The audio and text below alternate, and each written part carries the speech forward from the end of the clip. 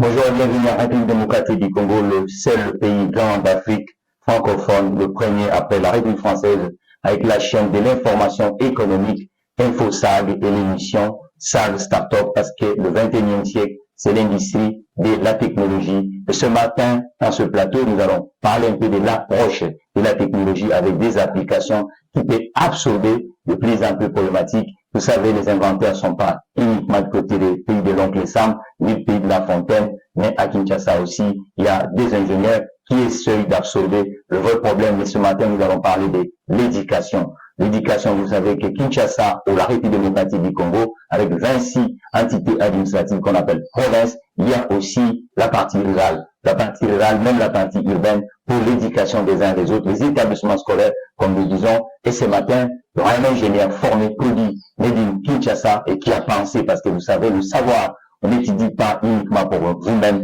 on étudie aussi pour compléter la société. C'est pour cela, dans ce plateau qui parle de la technologie, de l'innovation, et je vais l'ingénieur Blaise qui est en face de nous va essayer de vous expliquer, bonjour monsieur ingénieur. Comment vous allez? Très bien. On vous sent ailleurs, calme, dans ces studios qui parlent des startups, de la technologie, de la nouvelle technologie, et vous nous dites application. Est-ce que vraiment Kinshasa accueille de temps en temps la nouvelle technologie de l'Internet qui commence dans les années 90 et puis aujourd'hui, 2024? Nous sommes en train d'évoluer.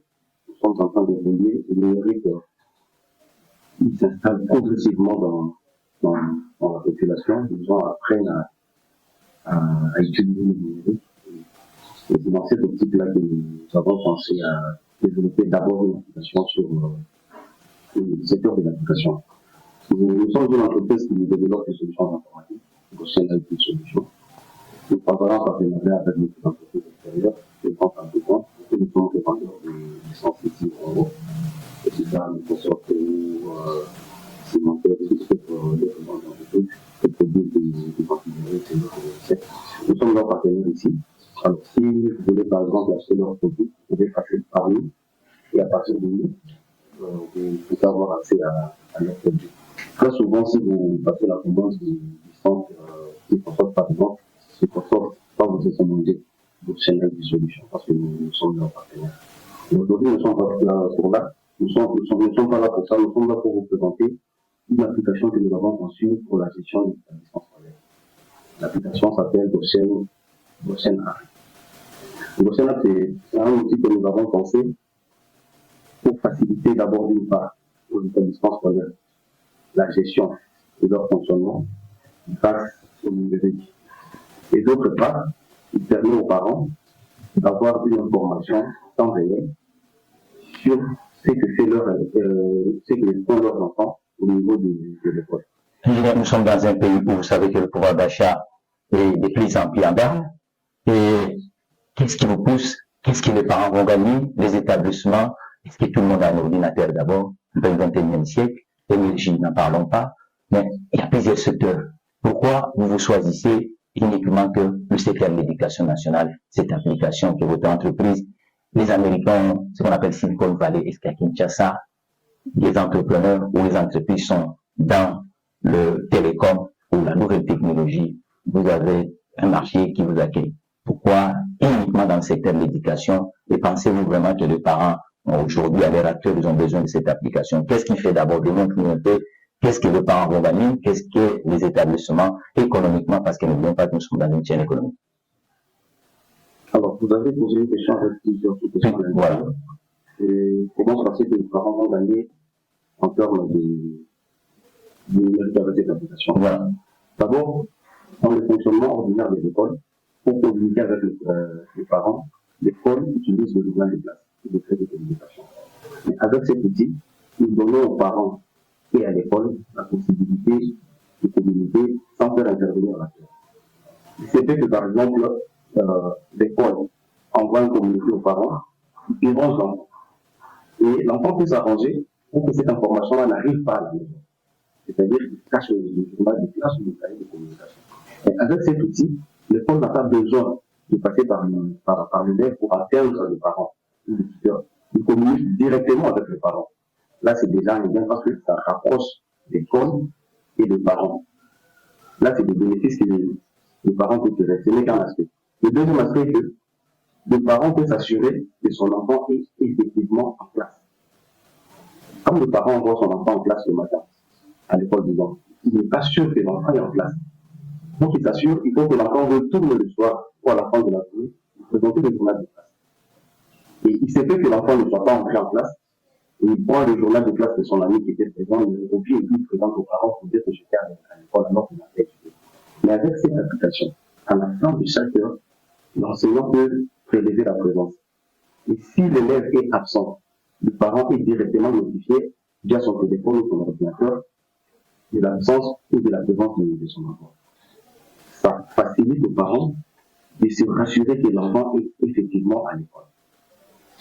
Le troisième bénéfice, le troisième avantage que les parents peuvent tirer, c'est de faire le suivi de la scolarité de son enfant.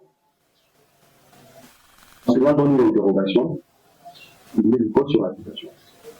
Et le parent à la maison, à partir de son téléphone ou son ordinateur, il sait voir comment l'enfant évolue pendant toute la période. Et à la fin, l'application génère des résultats, ou des résultats scolaires. Quand l'application génère des résultats, le parent sait voir si effectivement le point que l'école donne à l'enfant, c'est exactement ce que l'enfant a. Voilà, la télévision, c'est aussi la publicité. Nous avons notre partenaire SAD, spécial autobarrage. Nous allons, voilà, la publicité, on va suivre. On revient après.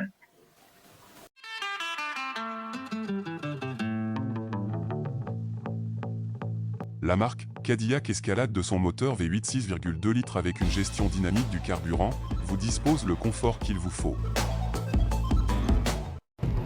Lexus SUV LX6 Sense. Avec son moteur V6 3.5 litres d'une puissance de 409 HP 5200 et son alimentation turbo-compressée d'une transmission automatique de 10 rapports rouage 4x4, répondent à votre choix. Équipez-vous car SUV, actuellement disponible chez Spécial Auto Garage. Voilà, ingénieur, vous dites que vous, l'étude que vous avez fait, c'est cette communication entre les établissements et le parent qui posait problème, mais il fallait faciliter le parent et les établissements. Maintenant, comment vous allez se faire rémunérer? Les parents vont payer quoi? Les établissements aussi, combien? Voilà. Concrètement, celui qui est aujourd'hui parent avec l'élève dans Kinshasa ou en République démocratique du Congo, il veut utiliser cette application. Il y a d'abord deux aspects qu'il faut. Le premier aspect, c'est que chaque école a sa politique de fonctionnement. Nous avons développé un outil qui est important pour les écoles d'abord. Parce que ça gère le personnel, ça gère la présence des enseignants, les ressources humaines, les finances, tout ce qui est lié à l'école. Donc, toutes les tâches que l'école peut effectuer en une journée. Et puis, ça permet au chef d'établissement d'avoir un œil sur ce qui se passe dans son école pendant la journée. Si, par exemple, pendant la journée, un parent a payé un frais quelconque, l'application sait montrer au chef d'établissement que tel parent a payé tel frais pour tel élève. Ça crée une sorte de traçabilité dans les finances de l'école.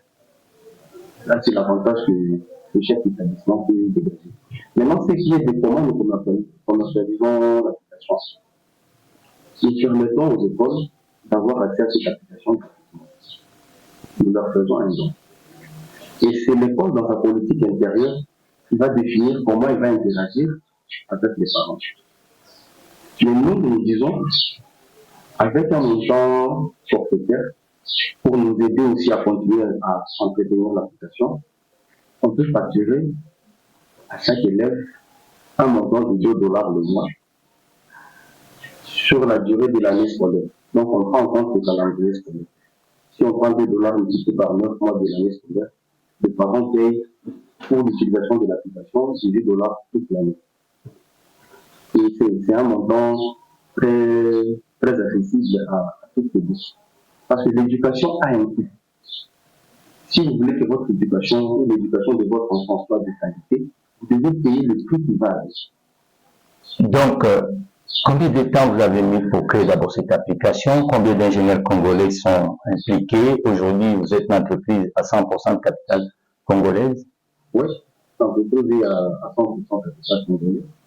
Et nous avons une équipe de développeurs. des gens très bien formés. Au Congo? Des gens très bien formés, ils font très bien leur travail, et ils savent ce qu'ils font. Alors, dans notre équipe de développeurs, nous avons une équipe qui sont des concepteurs. Ce sont des gens qui se fixent sur un système à mettre en place. Parce que dans le développement logiciel, il y a plusieurs étapes qui interviennent. Alors, dans la première étape, il y a des ingénieurs concepteurs qui réfléchissent sur l'application, ils modélisent l'application et ils laissent part aux développeurs qui viennent d'encoder par la suite. Nous avons une équipe qui est très bien coordonnée, nous avons des designers, nous avons des développeurs et des concepteurs. L'équipe est Donc, quand la technologie a commencé, même dans des pays développés, il y avait un problème de financement. Ça veut dire qu'on appelait ça le bimatériel. Donc, il n'y avait pas de solide, c'était du vent. Est-ce qu'aujourd'hui, aux États-Unis ou en France, les gens lèvent facilement les moyens financiers parce que ça demande des sommes colossaux? Vous, aujourd'hui, avec cette entreprise congolaise, est-ce que le financement est avec vous? Nous fonctionnons sur fonds propres. Fonds propres, développer une grande application mondiale, vous pensez vraiment qu'en fonds propres, on peut arriver? Il faut faire un choix. Soit qu'on et pourquoi vous... Donc, est-ce que c'est l'absence d'un marché financier pour la nouvelle technologie ou c'est vous-même qui dites voilà, parce que si nous regardons toutes les grandes applications qu'on fait par la publicité, malgré tout ce soutien des entrepreneurs, il y a ce qu'on dit la participation du marché, c'est-à-dire que le marché financier intervient. Et je vous informe que même l'ancien président américain vient d'élever l'entrée en bourse des réseaux sociaux Trump et est en train de faire le miracle aux États-Unis. Est-ce qu'aujourd'hui, avec ce vrai problème qui est au Congo aussi, la communication entre les établissements et les enfants, ça demande des moyens. Est-ce que vous, tout seul, vous pensez vraiment que cette appli ne restera pas uniquement dans les frontières congolaises, monsieur l'ingénieur? L'application a déjà commencé à traverser les frontières. L'application traverse les frontières, on est en coparler avec... C'est la première année de commercialisation de cette application. On est en coparler avec les partenaires. Combien d'abonnés utilisent ça actuellement, concrètement, le marché congolais? Actuellement, nous avons des écoles partenaires qui sont au nombre de 5 qui ont déjà accepté de travailler avec l'application. Ils sont dans la phase test. Le temps pour leur permettre de s'habituer à utiliser l'application pour mieux l'intégrer l'année prochaine. Nous avons d'abord mis un temps pour développer l'application. Une fois le développement fini, nous la présentons maintenant à nos partenaires qui sont majoritairement des écoles privées, parce que ça va être en fonction d'abord. Après la phase test, nous allons dans la phase de déploiement. Quand ils vont déployer à 100% l'application, ils vont ouvrir maintenant aux parents d'élèves. Alors, vous avez parlé de marché. Il ne faut pas confondre le marché occidental et le marché congolais. Nous sommes un pays sans les business entrepreneuriat, ce sont des choses nouvelles pour notre pays. Alors, on ne peut pas avoir les mêmes facilités et les mêmes accès aux... Comment fait-il, vous dites que c'est un business méchant, au moment où nous savons qu'un peu ça, c'est un développement d'un entrepreneur kenyan.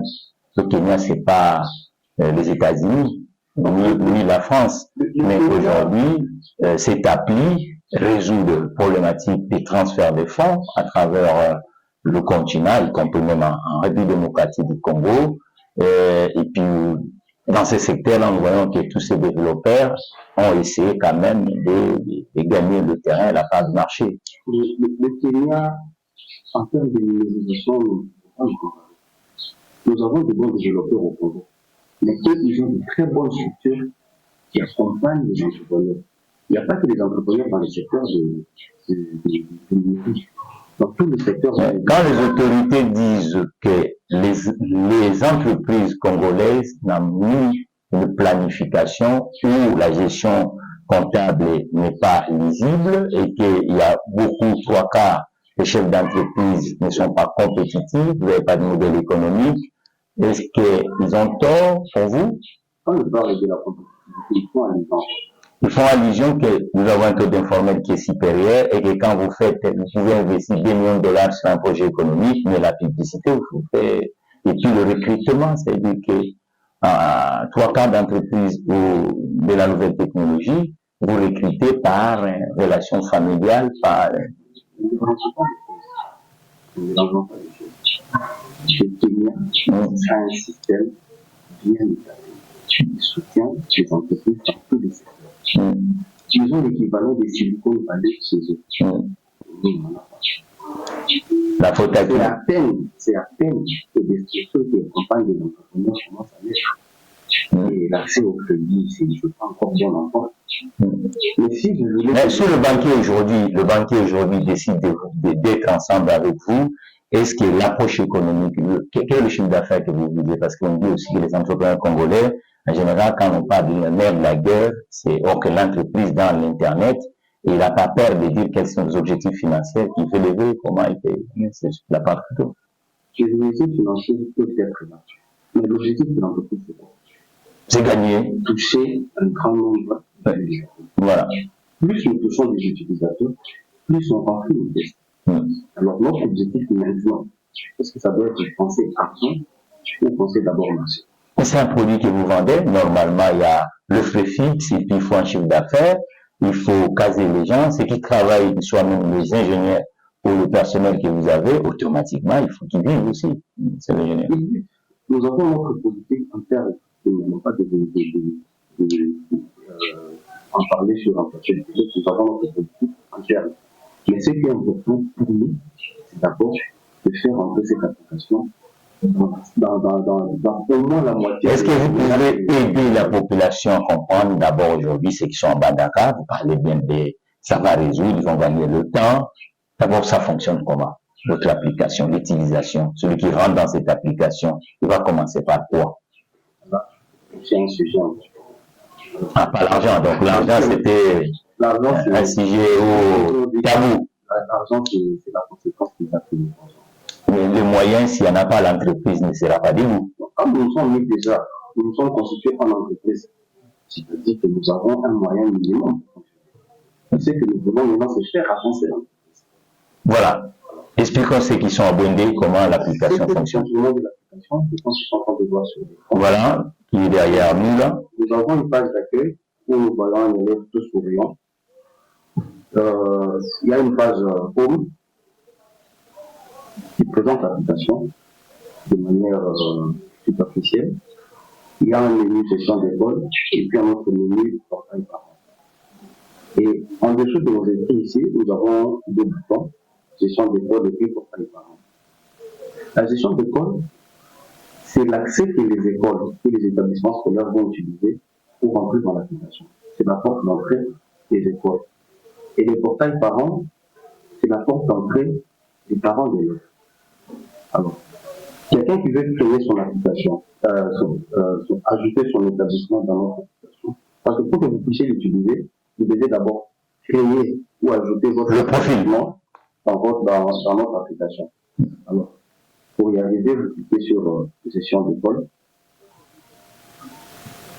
Une fois que vous y êtes, il y a des détails et l'application vous donne la possibilité de créer un compte. C'est d'abord cet aspect qui est très important pour les chefs d'établissement. Parce que très souvent, ils ne sont pas dans leur école. Mais avec ça, ils ont l'information. Est-ce qu'il y a aussi une formation pour les utilisateurs? Il a accès à des informations journalières du fonctionnement de son école. Alors, pour y arriver, il doit d'abord créer un compte. Il crée un compte en tant que super administrateur de l'application. Donc, c'est lui qui va utiliser, il va ajouter les personnels, il va configurer son école, il va attribuer des rôles à son personnel. Par exemple, s'il crée un compte chef d'établissement ou préfet, il va ajouter un personnel à qui il va octroyer les droits ou le rôle du préfet. Et les tâches liées à ces postes-là, c'est lui-même le chef d'établissement qui va les concevoir. Alors là, on a un formulaire qui aide le chef d'établissement à créer son compte. Je peux faire quelque chose un peu rapide.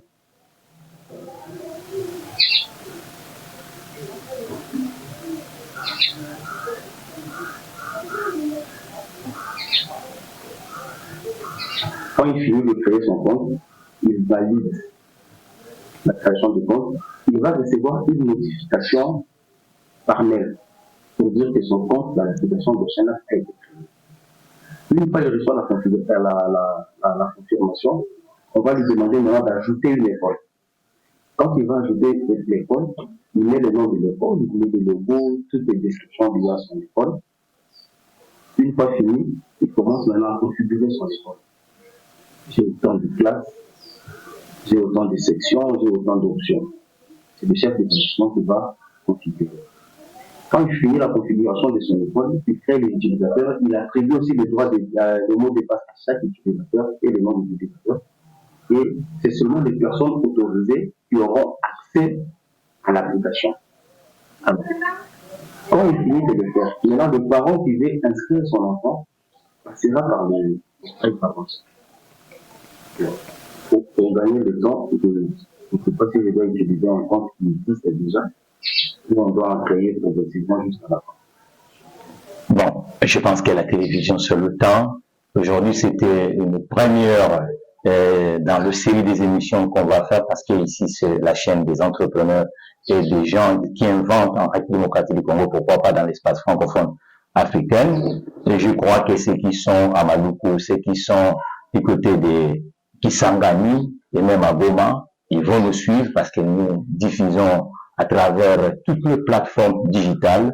Donc, et quant à la diaspora aussi, c'est très très important parce que il y en a qui suivent la vie scolaire des enfants à travers la République démocratique du Congo et même les entreprises, vous savez, il y a le comité des parents, ainsi de suite. Je vous dirais que cette semaine, c'est vraiment la semaine que nous allons faire de cette émission. Et la prochaine fois, vous allez venir encore pour expliquer comment un compte peut jouer, comment ils peuvent créer leur compte et quels sont les temps qu'ils vont gagner. Et ceux qui ont par exemple des problématiques de la connexion d'idées, donc connexion Internet, voilà, ainsi de suite. Donc pour aujourd'hui, je crois, nous vous remercions. Et le caméra est ici. Vous avez parlé que nous ne sommes pas comparables avec les autres républiques anglo-saxonnes de l'Afrique, du Nigeria ou le Kenya. Et bientôt, ce sera la sortie d'un gouvernement. En tant que développeur et ingénieur, vous pouvez dire quoi à ce nouveau gouvernement qui va venir de la République démocratique du Congo pour le secteur de la création digitale en République démocratique du Congo et avec cette application. Le caméra est là, vous pouvez. Alors, je m'adresserai d'abord au chef d'établissement pour leur dire que nous avons à leur disposition un outil qui peut leur faciliter la gestion de leurs établissements scolaires. Ça va les aider à avoir des informations réelles sur le fonctionnement de leurs établissements scolaires. Aux parents d'élèves, je dirais, ils ont également un outil qui va leur faciliter le suivi scolaire de leurs enfants. Et au gouvernement, je pense que chacun sait ce qu'il a à faire. Que chacun fasse son travail. Ingénieur Blaise, nous te remercions. Quant aux entrepreneurs de la République démocratique du Congo, regarde le plateau SAG Startup. Si vous êtes start-upper, si vous êtes développeur, si vous êtes ingénieur, vous êtes créateur d'entreprise en République démocratique du Congo, nous sommes là et il faut être le prochain invité dans ce plateau SAG Startup. Pour moi, Mathieu Tekizala, prochain numéro. InfoSAG, première chaîne des entrepreneurs et investisseurs en République démocratique du Congo.